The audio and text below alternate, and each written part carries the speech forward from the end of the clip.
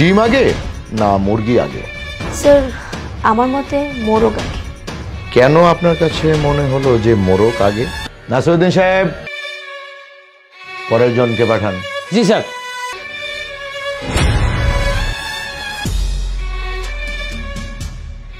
আসসালামু আলাইকুম sir. Sir বলছিলাম কি, এই পোস্টের জন্য আমার সবাই একদম পারফেক্ট আছে স্যার, প্লিজ একটু দেখবেন। স্যার আমি কিন্তু আমার ভাইয়ের কথা আপনাকে আগেই বলে রেখেছি, টাকা পয়সার চিন্তা করবেন না। আহা, আমাকে একটু কথা বলতে দিন। আপনার নাম কি?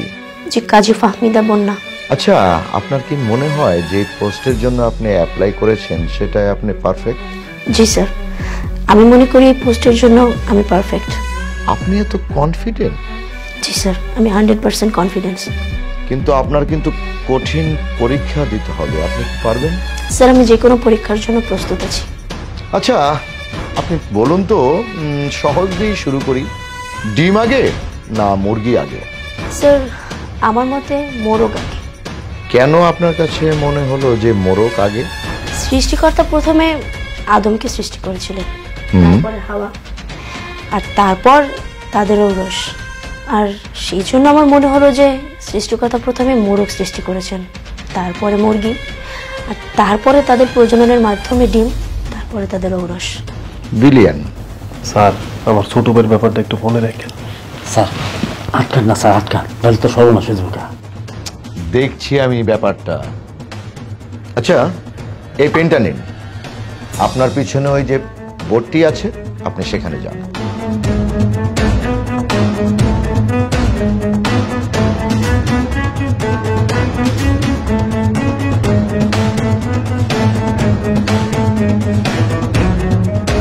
এই বোর্ডে যেই মানুষগুলোর কথা লেখা আছে, এনাদের সবাইকে নিয়ে আপনি নৌকাতে করে সেন্ট মার্টিন যাচ্ছেন। হঠাৎ ঝড়, মাঝি বলছে কিছু লোককে নৌকা থেকে ফেলে দিতে হবে যদি আপনারা বাঁচতে চান।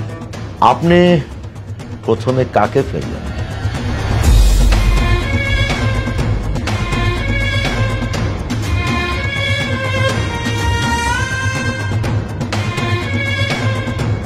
কেন?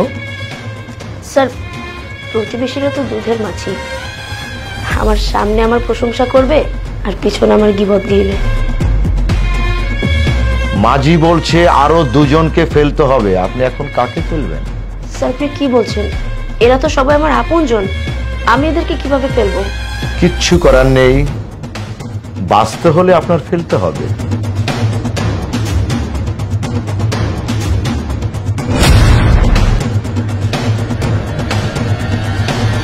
তাই বলে আপনার আপন ভাই বোনকে আপনি ফেলে দেবেন? জি স্যার। স্যার আমার ভাই বোনরা আজ আছে কাল নেই, আজ ওদের বাসায় বেড়াতে যাব, দু একদিন ভালোই আপ্যায়ন করবে, কিন্তু তৃতীয় দিন বিরক্ত হয়ে যাবে। আর জমি জমা সম্পত্তি এসব নিয়ে তো অনেক বেশি ঝামেলা করে তারা, এমনকি তার আপন ভাই বোনকে খুন করতেও রাজি আছে এই সম্পত্তির জন্য। মাঝি বলছে আরো দুজনকে ফেলতে হবে, আপনি এখন কাকে ফেলবেন? না না স্যার, এদের তিনজনের মধ্যে আমি কাউকে ফেলতে পারবো না। আপনাকে ফেলতেই হবে।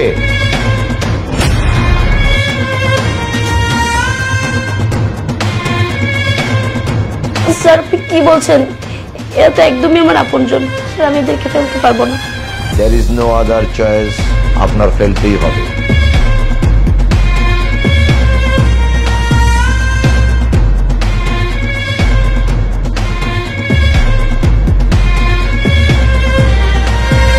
আপনি আপনার মা বাপকে ফেলে দিলেন?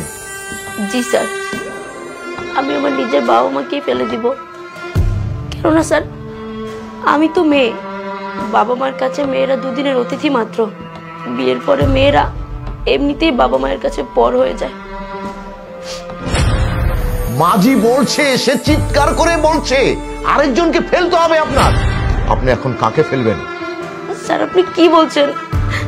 স্যার একজন তো আমার পেটের সন্তান, আরেকজন আমার স্বামী। স্যার আমি এদের উভয়ের একজনকেও ফেলতে পারবো না। আপনার নিজেকে বাঁচাতে হলে একজনকে ফেলতে হবে, প্লিজ বলুন। স্যার আপনি প্রশ্ন চেঞ্জ করুন, স্যার আমি এই পরীক্ষা আর দিব না স্যার। 1 2 3 আপনি আপনি আপনার আপন সন্তানকে ফেলে দিলেন?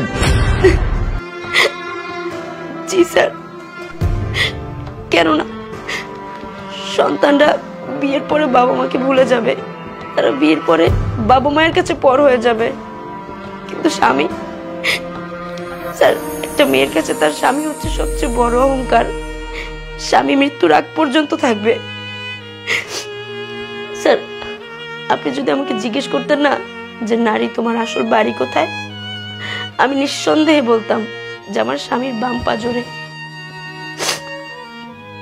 স্যার এই দুনিয়ায় যত নক্ষত্র আছে তার মধ্যে শ্রেষ্ঠ নক্ষত্র হচ্ছে একটা মেয়ের কাছে তার স্বামী।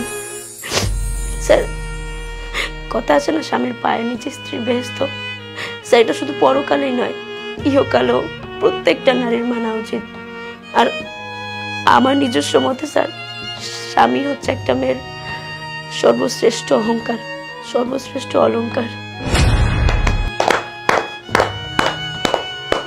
স্যার উনি পারফেক্ট। স্যার আমার মনে হয় উনি ডিজার্ভ করে। কংগ্রাচুলেশন, আপনি আপনার জয়েন্ট লেটার কালই পেয়ে যাবেন। Thank you sir, thank you so much.